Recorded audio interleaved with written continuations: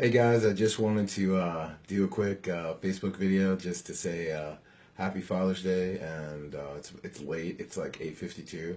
I'm tired as I don't know what. It was a long weekend, but I wanted to just say to everyone out there, just share a couple quick experiences because I'm doing my best, to be the best dad that I can be, but I don't really know. Okay, I'll put it to you this way. I know what it is to be a bad father. I've seen bad fathers because my stepdad was a piece of shit, but I don't know about necessarily so much about the other half. So let me explain to you what I mean. People don't, I think a lot of people, thank you, Keith. Happy Father's Day to you too, brother. I just wanted to say, so as you guys know, I grew up without a father, okay? So my first experience with a father type figure was my stepfather. He came into my life, I want to say I was like 6 or 7. I don't know. It was a horrible experience. He's a very bad man. He was a person who did not love me and was not, and I can understand. I mean, it must be hard for a guy to come into a family and try to love someone else's kid that's not his own.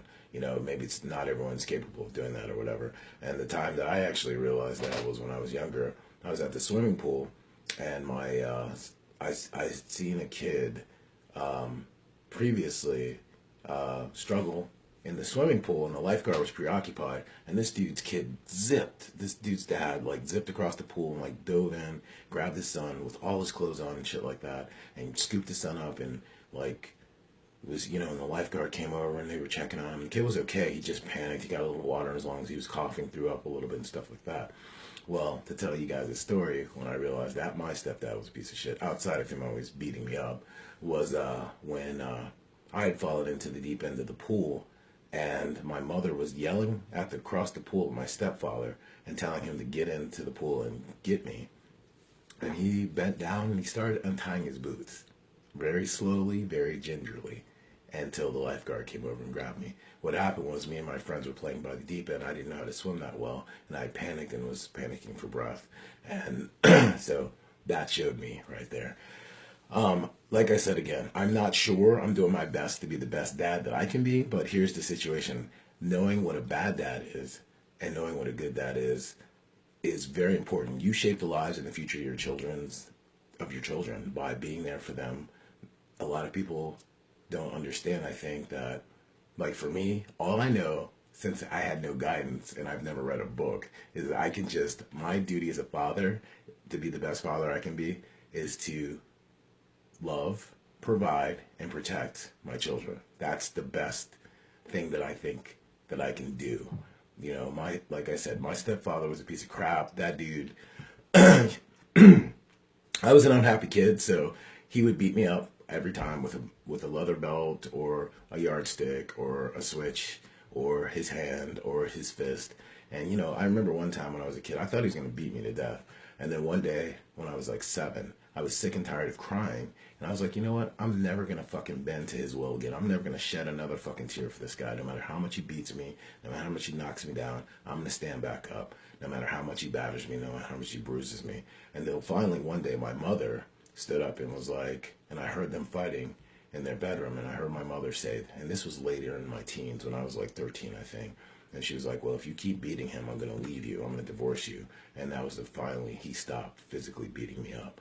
And it's funny because my best friend, my brother Jeff Sickles, he grew up the same way. His stepdad, he thought he was going to get beat to death.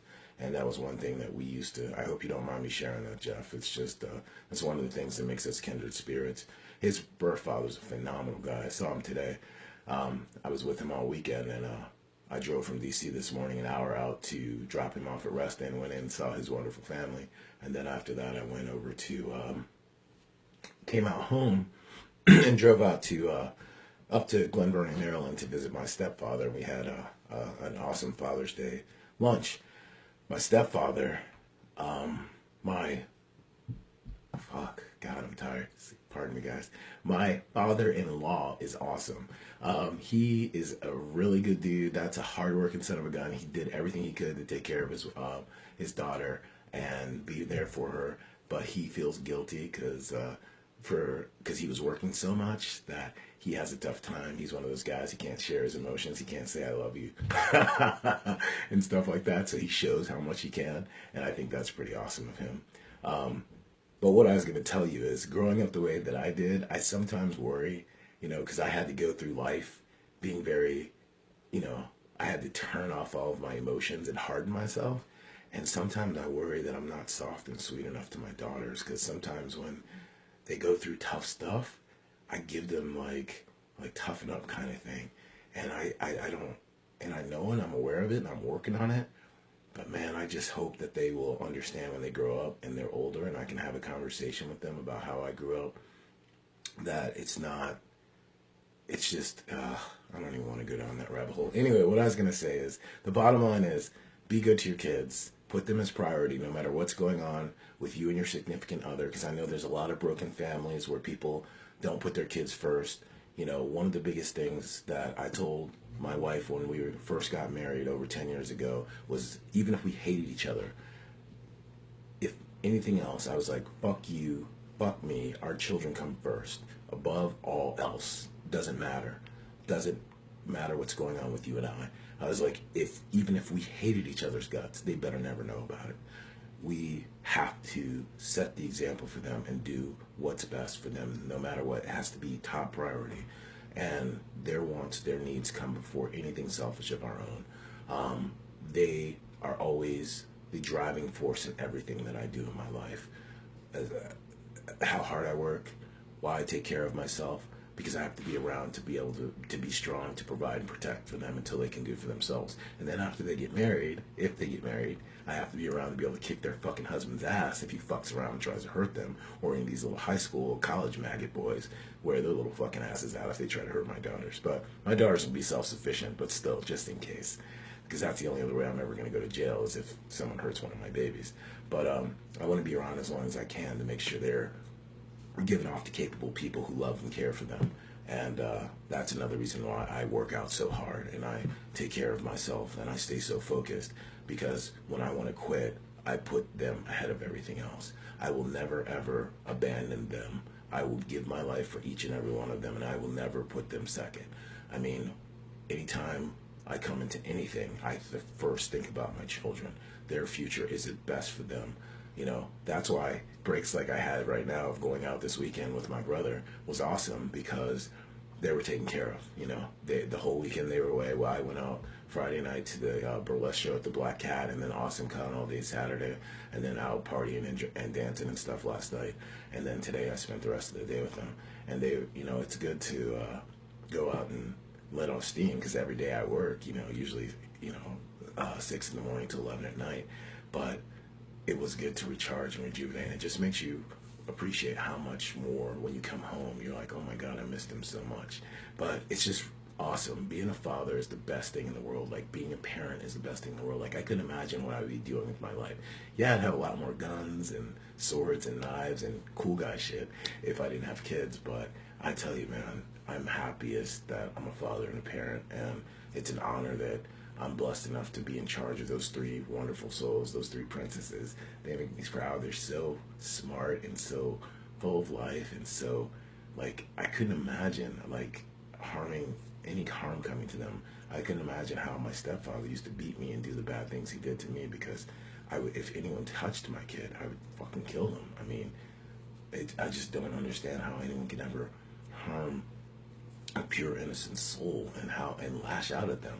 Children are innocent. They need to be protected and nurtured, and they need to be held and loved. I just don't know how people hurt innocent children. It breaks my heart. And I don't know how people put their own selfish needs ahead of their own children. I see it all the time. How can you do that? No matter how shitty my childhood was, I could never put my kids behind myself. I will suffer through anything for them. I'd give them anything I have. If they needed parts of my body, I would give it to them. There's nothing I wouldn't suffer for my children. If I had to crawl on my hands and knees through a sea of broken glass and razor blades with salt and alcohol, I would do it for them. I know that's gnarly. Well, my humor's dark, so what can I say?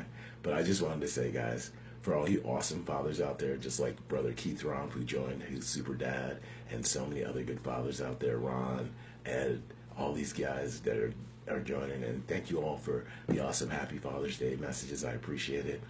Like I said, I'm doing my best. I don't have all the answers, but I'm here. I'm willing to learn, and I'm trying my best. I just want my babies to be happy, healthy, and strong, and I'm doing the best that I can for them. And, people are always like, oh, I feel bad for you, Baraka. You have 3 beautiful daughters. Why feel bad for me? Don't feel bad for me. I'm setting them up for success. They get their black belt in Taekwondo this fall. Then they go to Jiu-Jitsu. After that, they're going to do Muay Thai.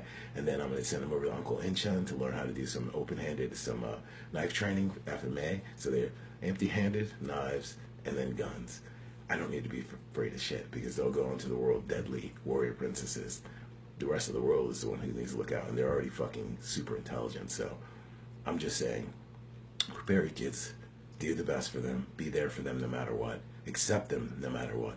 I hear all these horrible stories, and I remember in high school all these people who their kids would go through struggles, their parents would kick them out of the house. I don't give a shit what my kid did that was bad or what kind of struggle they were going. They will always be welcome in my house. They will never have that. That is bullshit. You don't abandon your children. You love them unconditionally no matter what they do, no matter what happens to them. You love them, and you are their sanctuary.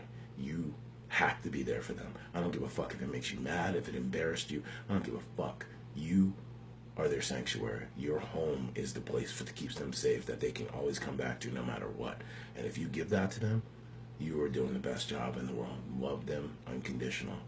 I personally didn't ever have unconditional love. My father was murdered when I was a kid, and my mother wasn't capable of it. It was always conditional. If I did this, I can't remember my mother ever loving me, kissing me, hugging me, holding me, nothing, or even telling me I loved you. So for me, I grew up a very different way. But I tell you what, I'm glad those bad things happened to me so I could do better for my own children, because I knew what they needed and what was the proper thing to do. When you have bad things happen to you, you learn to do better for yours. So thank you guys all. I appreciate you guys taking the time to listen and tune in tonight on this late Father's Day. All of you fathers out there that are doing great for your families, thank you. All you awesome moms out there and all you awesome people. I'm so happy to have you guys all in my lives. I really appreciate you sharing this journey of life. Because like I said, man, tomorrow's promised to no one. I could make this video and then boom, not wake up tomorrow. So I appreciate you guys taking the time to tune in and hear what I had to say. And I know I'm tired. I look like shit because it's a long week and I barely slept. But I'm happy. It was a fulfilled day. And I'm blessed to have you guys around. So I just want to tell you guys, please be safe tonight. Sleep well. Prepare for an awesome week tomorrow. Got new adventures, new work to conquer, new ass to kick, and new territory to conquer. And we're all going to do the best we can so we can, when it's our time to go, we can go without regrets. So you guys take care. Have a good night, and thanks so much again for tuning in. I appreciate it. Be safe.